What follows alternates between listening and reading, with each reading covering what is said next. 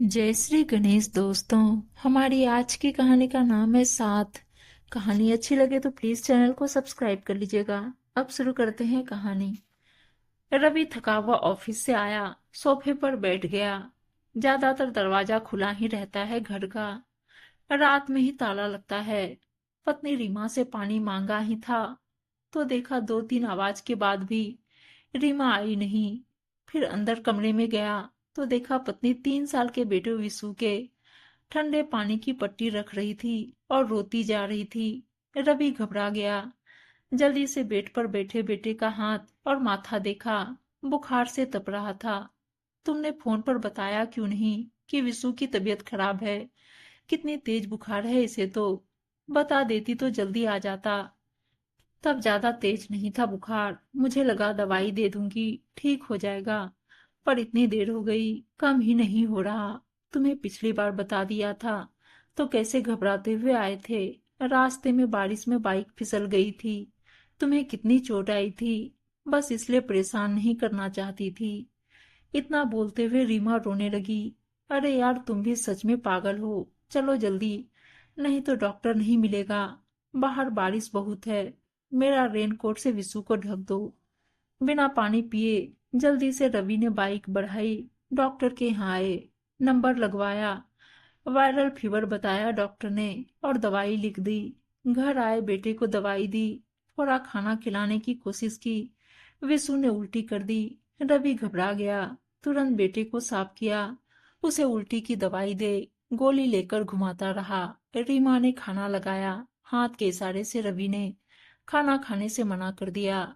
जब रवि नहीं खाएगा तो रीमा ही कौन सा खा पाएगी खाना। उसने सारा खाना उठाकर फ्रिज में रख दिया। पूरी रात रवि जागता रहा।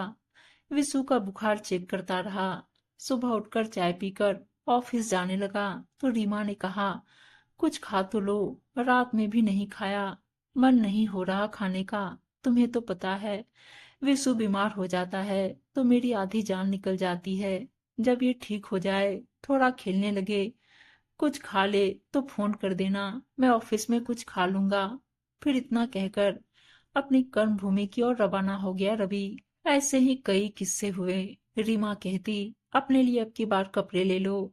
हमें तो दिला देते हो पर खुद नहीं लेते। वही दो सर में पूरा साल गुजार दिया ऑफिस का।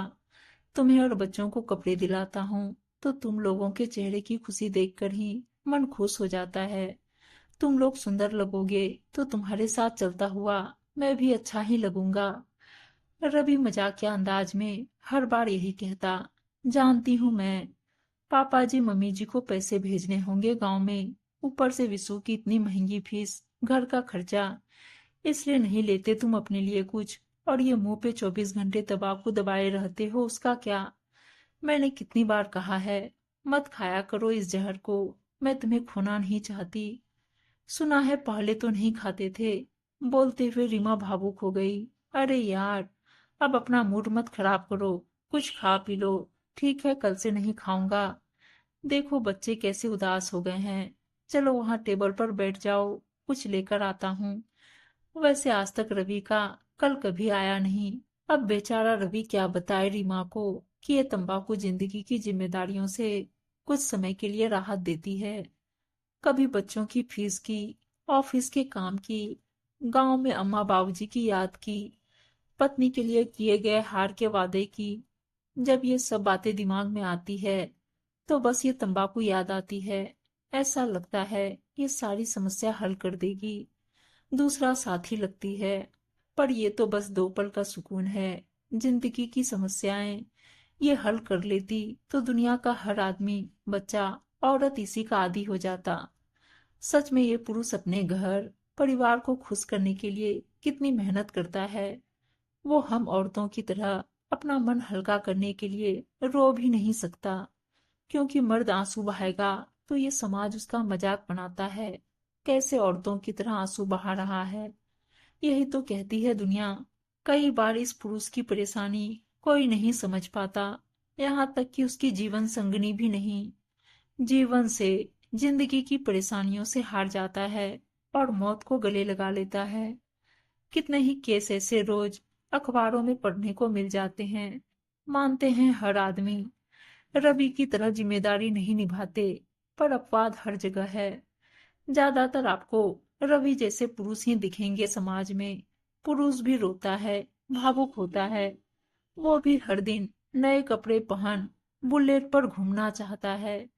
पर घर की जिम्मेदारियां उसे कमाने के लिए इन सब शौकों से कोसों दूर कर देती है। यही पुरुष जब बुढ़ापे पत्नी के दबे सपने, अधूरी ख्वाहिशें पूरी करना चाहता है, तब तक पत्नी जीवन से हार चुकी होती है, या वो पुरुष हार जाता है। बस यादों और कसक के सिवाय कुछ नहीं रह जाता। आज रवि की बिटिया की शादी है। बहुत बूढ़ा हो गया है रवि। बेटी के सभी अरमानों को पूरा कर रहा है। पर रीमा अब नहीं है, बस दूर से आशीर्वाद दे रही है। ये पुरुष अब जीवन में अकेला है। लाठीले सुबह टहल आता है, अपनी पुरानी कुर्सी पर बैठा चाय पीता हुआ, पत्नी के साथ लिए गए 7 फेरे और वो समय याद करता है जब उसकी खूबसूरत सी पत्नी और वो जवान हुआ करते थे। अपनी यादों को ताजा करता है, तभी आंखों से आंसू लुढ़क पड़ते हैं। अपना चश्मा उतार धीरे से अंगोछे की कोर से आंसू पोंछ लेता है, कहीं बहू बेटा ना देख ले। काश इस पुरुष को जीवन संगनी का साथ जीवन भर मिल पाता। उम्मीद है दोस्तों कहानी अच्छी लगी होगी, और अच्छी अच्छी कहानियां सुनने के लिए चैनल को सब्सक्राइब और वीडियो को लाइक शेयर जरूर कर दीजिएगा। धन्यवाद दोस्तों।